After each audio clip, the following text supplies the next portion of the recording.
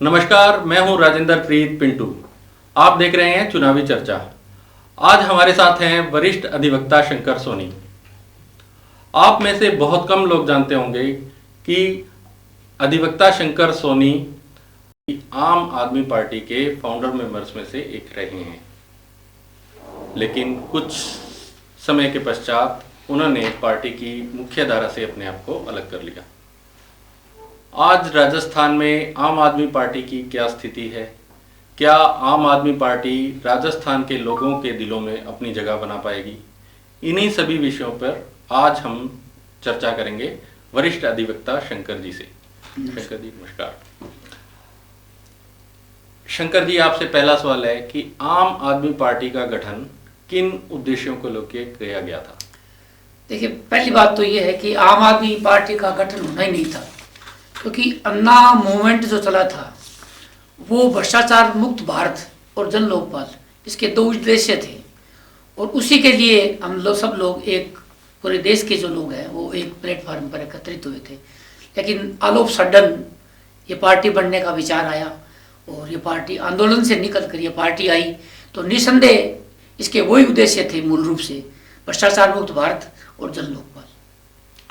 क्या ऐसे कारण रहे कि जिसके कारण आपने अपने आप को इस पार्टी से अलग कर लिया? कुछ ही समय बाद, ज़्यादा टाइम आप इसमें सक्रिय नहीं रहे, तो ऐसे क्या कारण रहे? देखिए, जो बेसिक मुद्दे थे पार्टी के, मूल मुद्दे भ्रष्टाचार मुक्त भारत और जन लोकपाल, और इसके अलावा हमने जब इसका संविधान बनाया था पार्टी का, उसमें ये चीज़ें तय की गई थी कि कोई भी आदमी एक पद पर दोबारा नहीं आएगा, एक से अधिक पद नहीं लेगा, और जो इवन के कार्यकर्ता भी जो है वो ऐसे लिए जाएंगे जिनके चरित्र पे कोई दाग नहीं हो। तो ये मूल मुद्दों से मुझे ऐसा प्रतीत होने लगा भी पार्टी हट रही है, तो ऐसे में मैंने उचित समझा भी थोड़ा अलग राज है। जब आम आदमी पार्टी का गठन हुआ तो उनका नारा था कि भारत को भ्रष्टाचार मुक्त बनाएंगे। बिल्कुल था। लेकिन आज की स्थिति ये है कि दिल्ली सरकार में 3 मंत्री भ्रष्टाचार के आरोप में ही गिरफ्तार हैं। क्या कहना चाहेंगे आप? वास्तव में क्या हुआ है इसके तो मैं कुछ नहीं कह सकता, लेकिन अगर ईडी और सीबीआई ने इतने अरसे तक गिरफ्तार कर रखा है और इवन सुप्रीम कोर्ट से इनकी जमानत नहीं हुई है, तो मेरा ये मानना है कि भी कुछ दाल में काला तो है। अन्यथा सुप्रीम कोर्ट से भ्रष्टाचार हुआ है। हाँ, अन्यथा सुप्रीम कोर्ट से तो रिलीफ मिलता।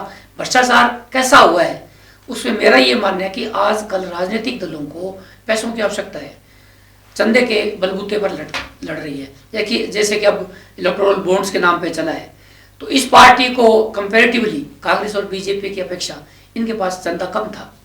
नहीं, तो चंदा कम था तो इसका मतलब भ्रष्टाचार थोड़ी? नहीं, भ्रष्टाचार नहीं, इसका क्या कि पार्टी फंड के लिए तो इन लोगों ने भी अपना कोई जुगाड़ किया होगा और वो इसकी चपेट में आ गए, क्योंकि आज चंदे तो ये लोग भी ले रहे हैं।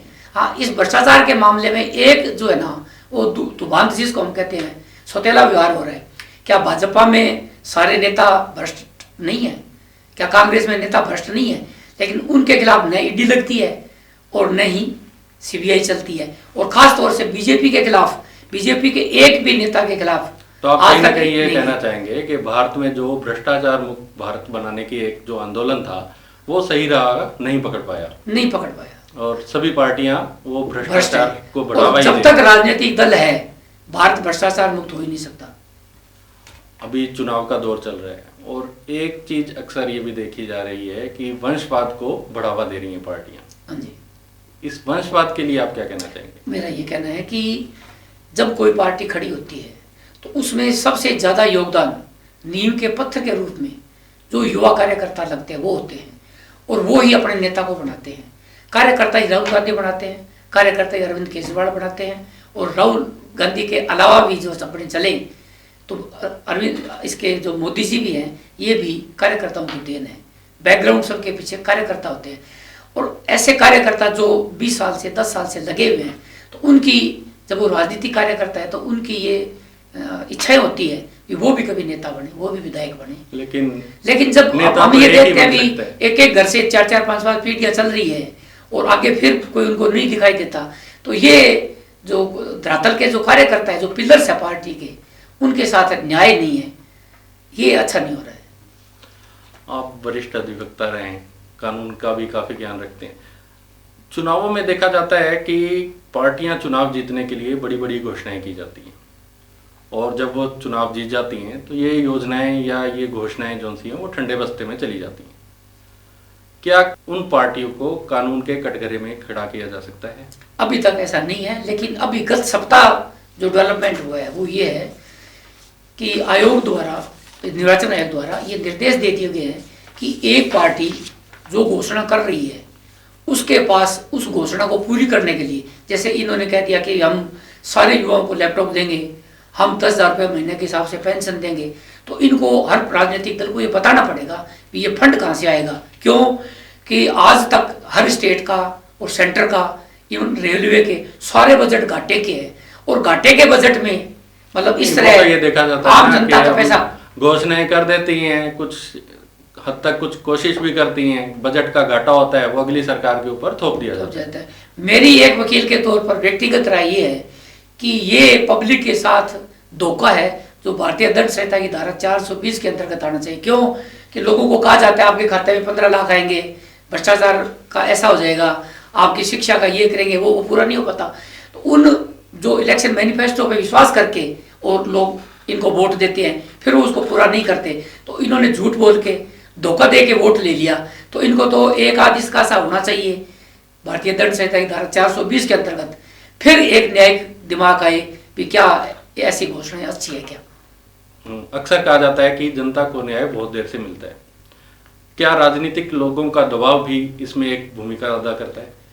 देखिए, राजनीतिक जो खुद जो नेता है जिन पे मुकदमे पेंडिंग है, वहां पर तो उनका 100% दबाव रहता है। आपने देखा होगा कि कितने भ्रष्टाचार के मुकदमे जो नेताओं के खिलाफ है वो 15-15, 20-20 साल से लंबित पड़े हैं, उनमें कार्रवाई नहीं हो रही, इसलिए तो इनका दबाव तो रहता है।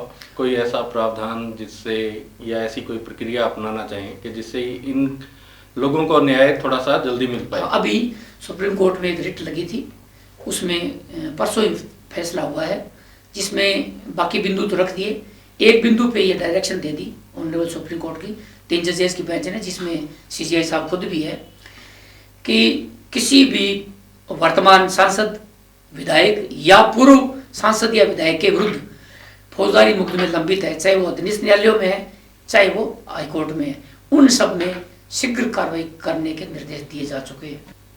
आपने बतौर अधिवक्ता न्यायालय में लगभग 50 वर्ष का समय व्यतीत किया। 48 वर्ष हो रहे हैं।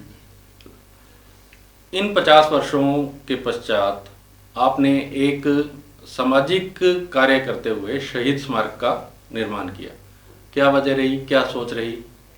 वो मेरा ये मानना था कि जब से अंग्रेज भारत में आए, निरंतर हमारे युवा जो है, खास तौर से जो शुरू में आदिवासी लोग जो थे, वो अंग्रेजों के विरुद्ध सशस्त्र क्रांति करते रहे और निरंतर वो लोग लड़े आज़ादी तक, और आज़ादी जो मिली वो सशस्त्र क्रांति के बल पर ही मिली।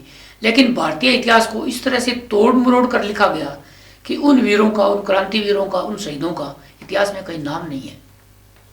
सिर्फ 2-4 लोगों के नाम आते हैं, और वो भी उग्रवादी का संबोधित करते हुए। तो ये मुझे एक पीड़ा थी। तो मेरा ये बचपन से संकल्प था कि एक ऐसा स्मारक बनाया जाए जिसमें भारतीय सशस्त्र क्रांति के जितने भी क्रांतिवीर हैं जिन्होंने अपने प्राणों की आहुतियाँ दी, उनके चित्र लगाए जाए, उनका इतिहास लिखा जाए, और वो मैंने पूरा किया है। मेरे शहीद स्मारक में लगभग 450 शहीदों और क्रांतिवीरों की फोटोएं हैं और उनका इतिहास लिखा है, जो कि आपको इतिहास में कहीं नहीं मिलेगा। और ये भारत में पहला ऐसा स्मारक है जिसमें इतना सारा मैटर मैंने कलेक्ट किया, और मैंने एक बुक भी लिखी इस पे। आप जो ये शहीद स्मारक है, इसमें आज के युवाओं को किस तरीके से जोड़ना चाहिए? मैं अब युवाओं को इस तरह से जोड़ना चाहता हूँ। एक तो अब लोग शहीदों के जन्म दिवस पर, उनके शहादत दिवस पर प्रतियोगिताएं कराते हैं, क्रांति ज्ञान प्रतियोगिता कराते हैं, ताकि बच्चों को उनके इतिहास के बारे में ज्ञान हो। और एक मैंने वहाँ पर एक लाइब्रेरी स्थापित की है जो बच्चों के लिए निःशुल्क है, जिसमें निःशुल्क नेटवर्क भी उपलब्ध है। और गत दिनों हमने जो कॉम्पिटिटिव एग्जामिनेशंस में कुछ अपने बैकग्राउंड जो गाँवों की हैं, वो लोग लाइब्रेरी का लाभ नहीं उठा पा रहे, तो ऐसे बच्चों के लिए मैंने पावर ऑफ पेडल्स जो ग्रुप है मानगढ़ जंक्शन सा, उनसे आग्रह किया कि किताबें, तो उन्होंने ये दिवाली किताबों वाले के नाम से एक अभियान चलाया। और आपको जानकर खुशी होगी कि लगभग 70,000 रुपये की किताबें लोगों ने खुद हमें सूचनाएं देकर और हमें दी है। और इस समय शहीद स्मारक लाइब्रेरी में सारी किताबें उपलब्ध है जो बच्चों को हर प्रतियोगी परीक्षा में उपलब्ध है। और यहाँ तक कि अभी कल दिनों यहाँ के जो वर्तमान DTO है, मैं तो उनसे पहली बार मिला हूँ, बगैर किसी समाचार के वो वहाँ आए और उन्होंने अपनी तरफ से बच्चों के लिए समाचार पत्र भी लगाए हैं। तो ऐसा जो माहौल बनेगा बच्चों को, यानी आज सबसे ज़्यादा जरूरी अगर देश में है तो वह शिक्षा। शिक्षा एक ऐसी चीज़ है जो युवाओं को गलत मार्ग से हटाएगी, जाति धर्म के नाम से हटाएगी और उनको पढ़ने का मौका मिलेगा। मेरी ये तमन्ना है कि शहीद स्मारक की लाइब्रेरी एक शोध का केंद्र बने। आज का युवा जो है वो मोबाइल और ज़्यादा सोशल मीडिया के ऊपर ही अपने आप को केंद्रित कर रहा है। पुराने जो शहीद हैं या जो भी अपनी क्रांति की चीज़ें हैं उनसे वो अपने आप को नहीं जोड़ पा रहा। तो आप ऐसा क्या प्रयास करना चाहेंगे कि जिससे आज का युवा जो है वो पुराने क्रांतिकारियों के बारे में भी जान सके और उनकी विचारधाराओं को अपना सके? पहली बात, मैं आपकी इस बात से पूर्णतः सहमत हूँ कि आज के युवा जो है वो थोड़ा सा पथ भ्रष्ट हो रहे हैं, नशे की तरफ भी ज़्यादा जा रहे हैं। और अब राजनीतिक पार्टियों में वो ये नहीं देखते भी उनका नेता बेईमान है या क्या है, आंख मीच के उनके पीछे लगा हुआ है। तो उनके लिए मैं वही संदेश दूंगा जो नेताजी सुभाष चंद्र बोस ने दिया था अपने काल में। सुभाष चंद्र बोस ने ये कहा था कि अगर शीर्ष के नेता अपना नेतृत्व निभाने में असफल है तो युवाओं को चाहिए अपना ऐतिहासिक दायित्व संभाले और आगे आवे।